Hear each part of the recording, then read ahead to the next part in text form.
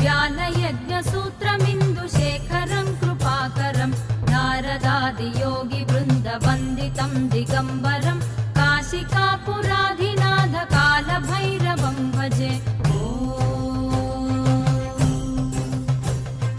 भानुकोटिभास्वरं भवाब्धितारकं परं नीलकण्ठमीप्सितार्थदायकं त्रिलोचनं कालकालमम्बुजाक्षमक्षशूलमक्षरं काशिकापुराधिनाथ कालभैरवं भजे।